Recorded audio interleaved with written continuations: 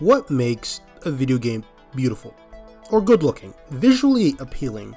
Now, if you ask the average well-versed gamer, then they'll tell you graphics. This makes sense, as in recent years we've seen more and more games border on photorealism. We see constant advancements in computer processing capabilities. It's not hard to believe that within a decade or two, games could actually look like what's in the trailers. Well, that might be pushing it, but my point stands. Video games are only going to look better from here on out. Or will they? Well, I'd like to make the argument that while some high-budget, well-established titles known for graphical fidelity will definitely have visually improved, video games as a whole won't improve all that much. To really understand my argument, we must revisit my initial question. What makes a video game beautiful?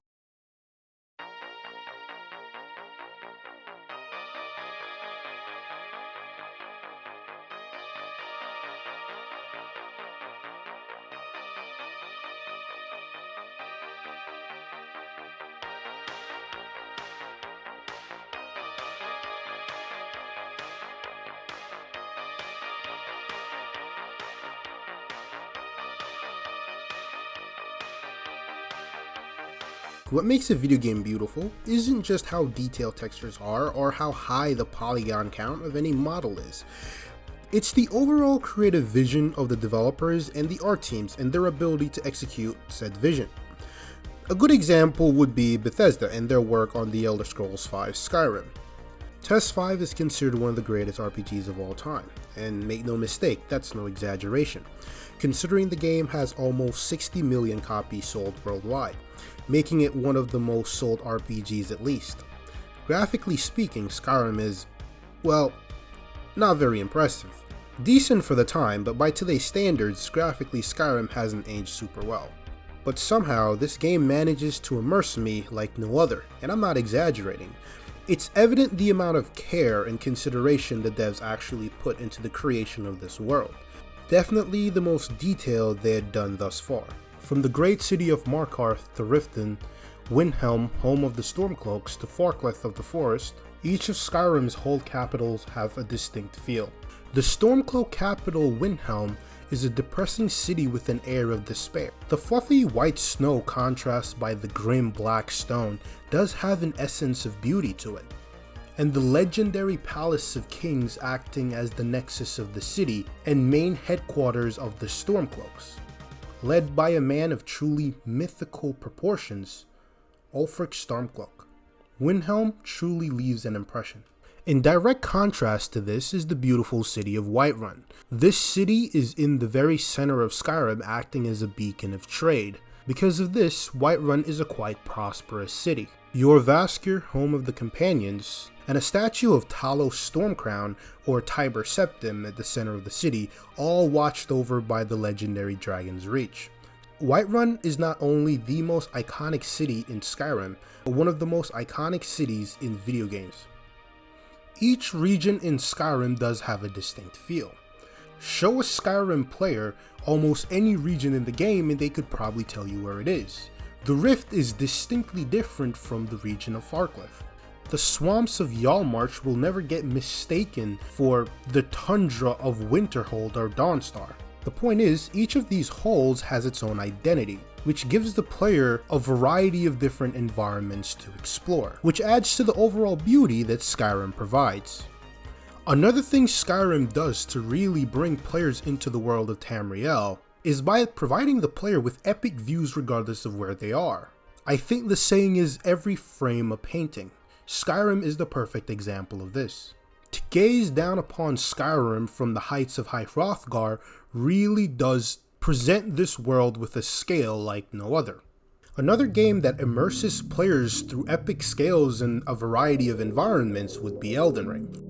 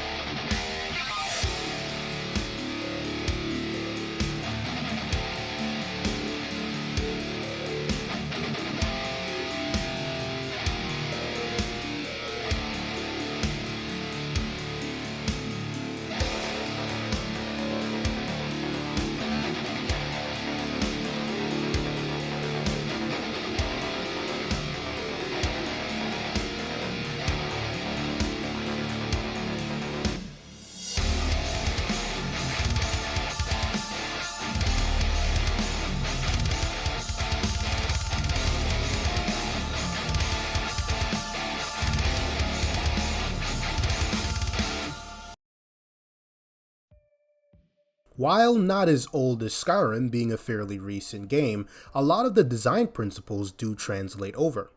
FromSoft's approach to world design has always been one that prioritized selling a fantasy rather than visual fidelity. While for this video we will be focusing on Elden Ring specifically, a lot of these themes are present in all their titles.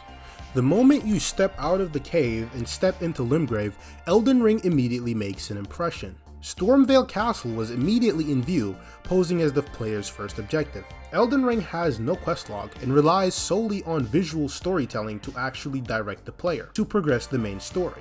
This idea is most evident in Liurnia of the Lakes. While here, regardless of where you are, you can see the Academy of Raya Lucaria, and even Mount Gelmir off in the distance, which lies on Altus Plateau, naturally leading the player along the main quest, moving towards the city of Leyndell.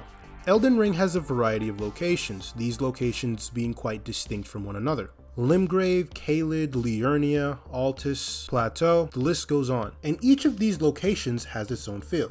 Caelid is where most players would consider to be the most hostile of all the regions, and this is reflected in the general design of the location. The best way to describe Caelid is, well, hell. The sky is red and everything looks like a demon, and make no mistake, everything in Caelid will try to kill you. I mean, even the goddamn water tries to kill you. Liurnia has an air of mystery surrounding it. While Raya Lucaria is always in view, there are also multiple other locations that you can see, which will naturally lead the player into side content. The golden fields of the Altus Plateau immediately points the player towards the capital city of Leyndell, and also Mount Gelmir in the distance. There's also the mountaintops of the Giants, which is personally my least favorite region in the game, and suffers from a lack of content. Elden Ring also has an incredible amount of verticality, evident by the underground regions. My entry into the Siofra River region is definitely one of the greatest gaming moments I've ever had, rivaled only by my entry into Blackreach from The Elder Scrolls V. The Eternal Cities of Nokron and Nokstella are two of the most beautiful renditions of ruined cities in games, and from Siofra, seeing Mogwyn's palace off in the distance gives a sense of intrigue, and being in Mogwyn's palace, looking back down at these regions is truly mesmerizing. But by far my favorite legacy dungeon and region in Elden Ring is the crumbling Farum Azula. This region also contains two of my favorite boss fights in all of gaming, Dragon Lord Plasudasax and Malekith of the Black Blade. Overall, Elden Ring's use of epic scales and environmental storytelling truly sets it apart visually from the majority of games in the fantasy genre. Now, that's one way to make video games look beautiful. Epic scales and beautifully fantastical locations. But another way beauty is achieved is through realism. Now, this is where graphics is most often associated with realism. High polygon counts and incredibly detailed texture. But I believe reducing beauty in terms of realism just to that takes away from what the developers truly achieve. Now, in terms of realism, I often put them in two categories: idealized realism and grounded realism. Both forms can be equally as beautiful. A lot of video games usually use a combination of both. A good example would be Grand Theft Auto. While the entire series generally fits this, I think the best example would be GTA 5, as it's the most recent, and gives a better sense of realism than the other games in the series. Now, Grand Theft Auto 5 is way more grounded when you're just walking around in the city. Walking around in Los Santos is a fairly accurate depiction of walking around in Los Angeles, and of course that's coming from someone who's never been to Los Angeles. Just the way the city streets look and feel does sell the fantasy of walking around in one of the largest cities in the world. Even the architecture and general city structure is quite realistic. But that's the more grounded and realistic side. What about the more idealized side? Well, these would be the more picture-perfect moments, while still technically realistic, aren't necessarily indicative of real life.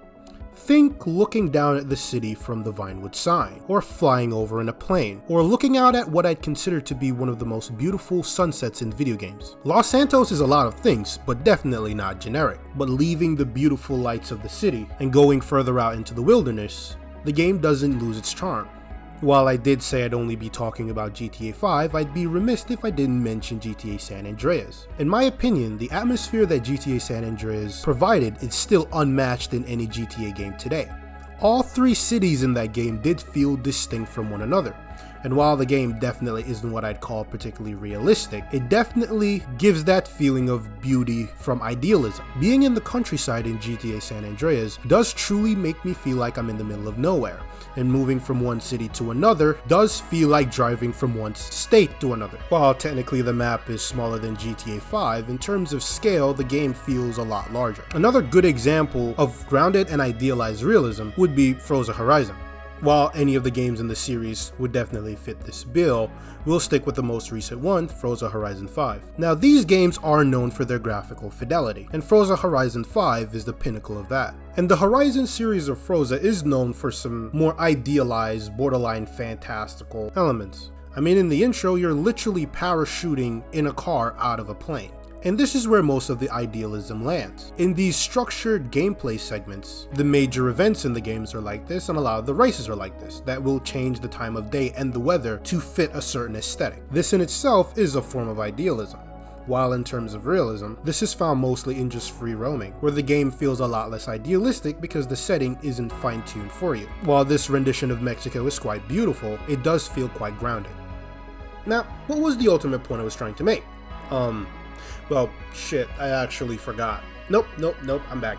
Now, the point is, making a video game beautiful takes a lot more than just pure graphical fidelity. It takes a strong art vision from the developers and skill to execute. Making variable environments, understanding how to present scales, and even basic color palettes has a huge impact on the visual experience given to players. So the next time you're playing your favorite video game and you see something and you're like, wow, this is gorgeous, keep in mind that it took a lot more than just high resolution textures to give you that. This was the Evernight Rider. Thanks for watching. Now, ladies and gentlemen, you've reached the end of this video. If you would like to support me, a like and subscribe would be much appreciated. And if you really want to support me, just leave in the comments, tell me what you thought. Of course, this video was purely just my opinion. You're open to disagree, and the comment section is where you get to do that. So any hate, any likes, criticisms, bring them all my way. I bid you a good day.